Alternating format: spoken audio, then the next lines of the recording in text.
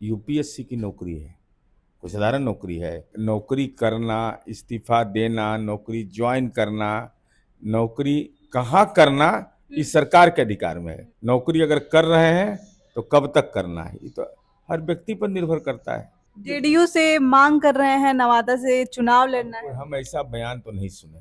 Party का नेतृत्व तय करता है कौन किस सीट पर लड़ेगा। हमारी पार्टी में एक ही नेता जानते हैं, बाकी हम लोग सब टिकटें मांगने वाले हैं।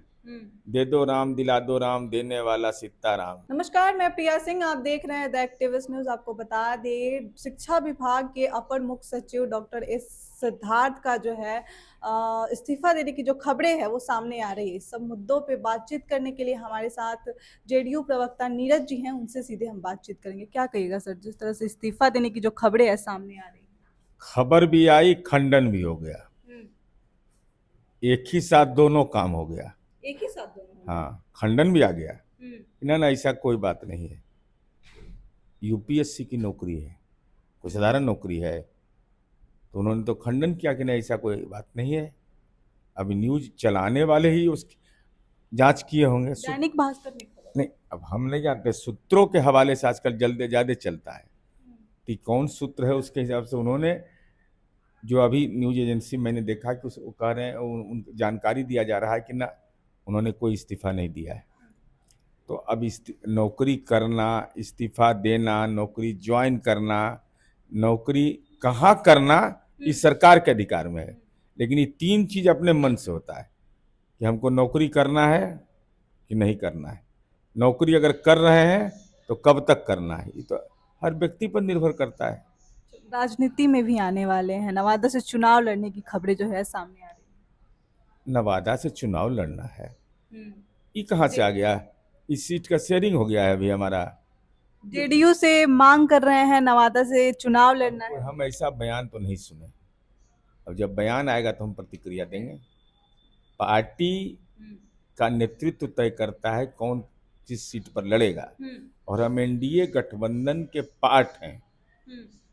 तो हम लोग इतने राजनीति में हल्कापन से अपने गठबंधन के और सीटों की चर्चा कर देंगे तो मुश्किल है। अच्छा, अगर रणनीति में आते हैं तो क्या उन्हें टिकट मिलेगा? अब ये तो भाई कोई ज्योतिष न बताएगा भाई, हम कैसे बता पाएंगे। जेडीयू से हैं। हमारी पार्टी में एक ही नेता जानते हैं, बाकी हम लोग सब टिकटें मांगने वाले हैं। दे दो राम, दिला दो राम, देने वाला सीताराम। एकदम ईमानदारी से बोल रहे हैं, कोई नहीं बोलेगा आपको। सब बोलेगा कि देखेंगे देखेंगे, हम कहते हैं ना ना ना ना, टिकटवा देंगे तो वही देंगे।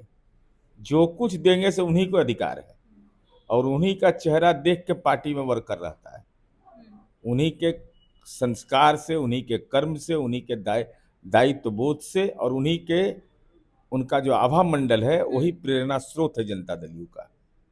अच्छा, कल जो है मौसम शस्त्र हुआ था, उसमें जो है सम्राट चौधरी और विजय सिन्हा के बीच थोड़ा नोक झोंक देखने को मिला। ना ना क्या ना, ऐसा कुछ नहीं।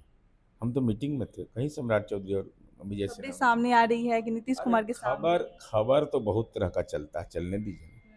खबर तो चल रहा है कि सरकार अब गई कि कल गई, 2005 से चल रहा है, नवंबर से।